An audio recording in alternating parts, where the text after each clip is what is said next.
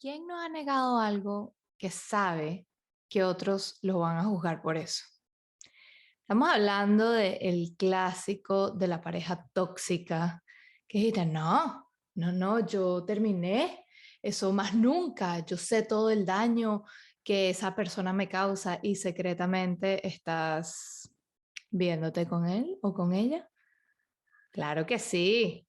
O el clásico que raspaste porque ese profesor te la tiene agarrada contigo. Eso es lo que le dices a tu papá, porque tú niegas el hecho de que tú no estudiaste y te raspaste por eso, no porque estaban agarrados contigo. O a veces el hecho de que hay gente que dice que no le gusta la pizza con piña, pero secretamente le gusta.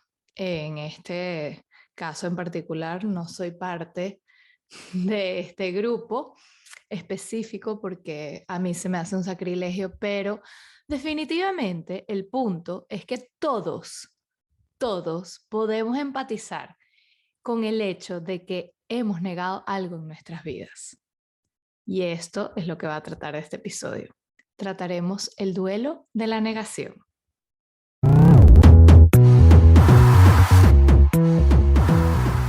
Bienvenidos a Autismo sin Miedo. Me llamo Federica Tovar y soy mamá de 2 niños dentro del espectro que me impulsaron a transformar mis duelos y miedos en aliados, porque siempre habrán miedos, los sustos del pasado, los terrores del presente y los pánicos al futuro. Solo al enfrentarlos y aceptarlos radicalmente, nos liberaremos de la culpa, los estigmas y los tabús de la condición, para finalmente comenzar a empatizar, conocer, integrar y normalizar la neurodiversidad y haciéndolo siempre sin miedo. Empecemos.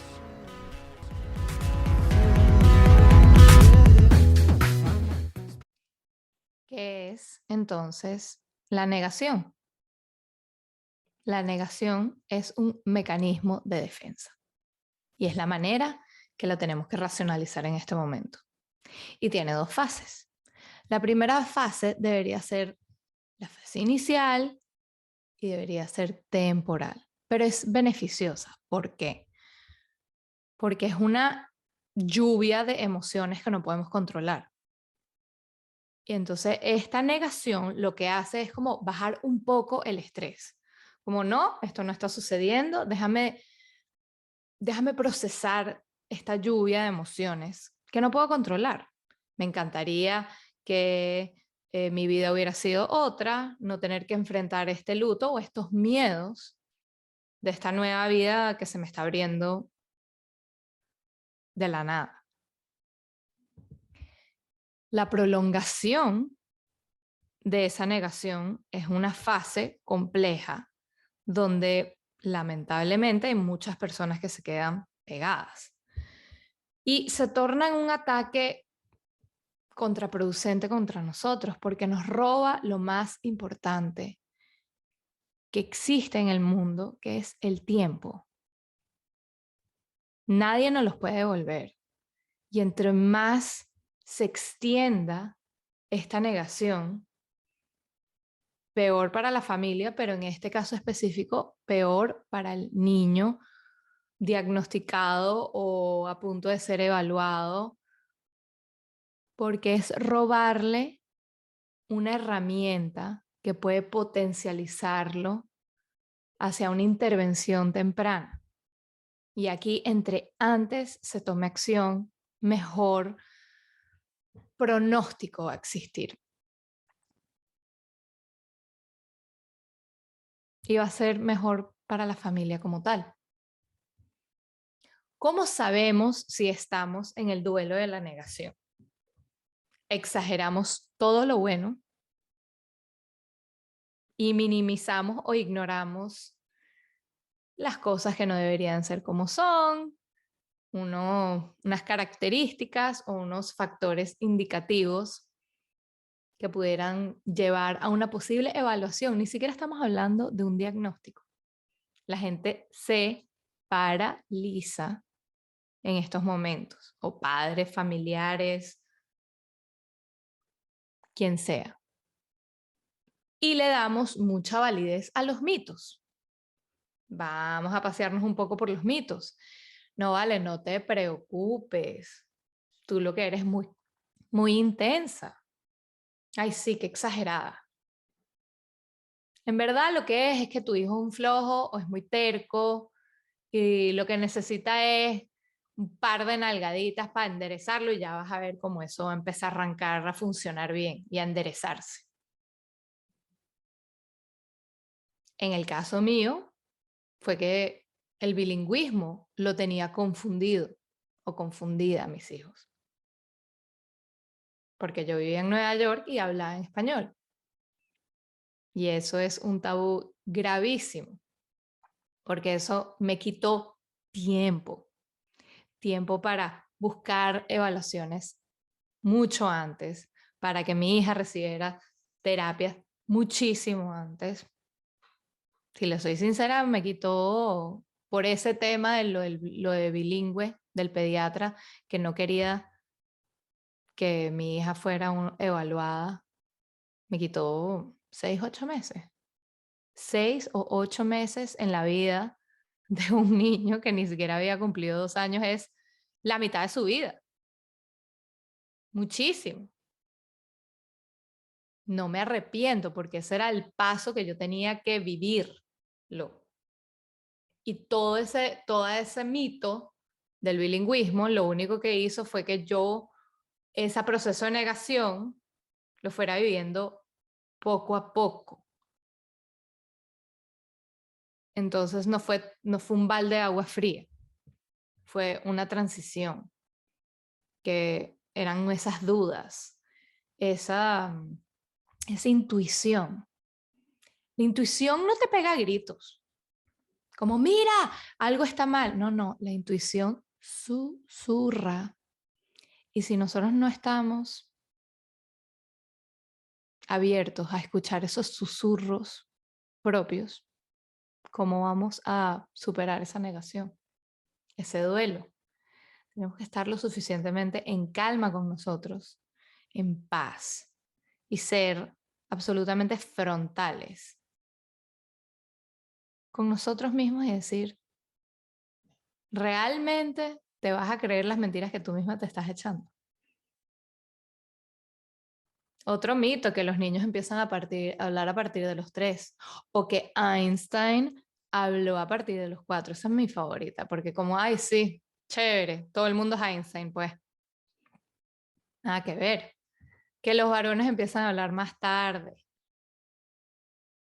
Y el nuevo factor del mito es el COVID, porque los niños han estado aislados por el uso de las máscaras, que eso, yo no digo que no sea un factor que influye, mas ese no puede ser la, la excusa de antemano evitar un proceso de evaluación o un proceso de aceptación o el inicio de un proceso de la aceptación.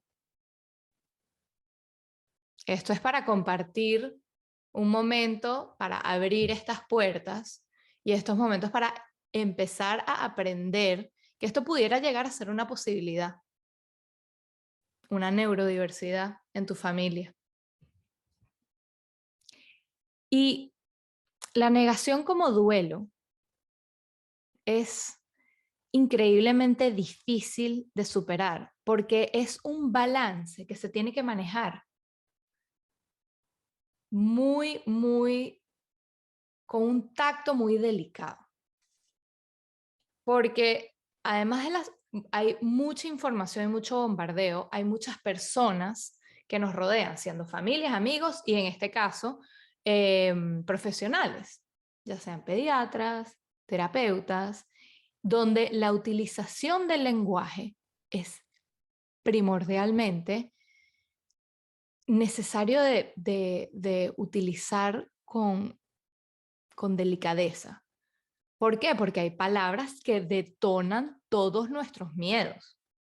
Y en vez de abrir una puerta y enseñar de una manera delicada que esto pudiera ser una transición que deberías de estar empezando a tomar y que esto es un duelo que se debe de estar empezando a dominar. Si tú dices de uno, evaluación, autismo, diagnóstico, ya la gente sale corriendo y es normal. Es normal.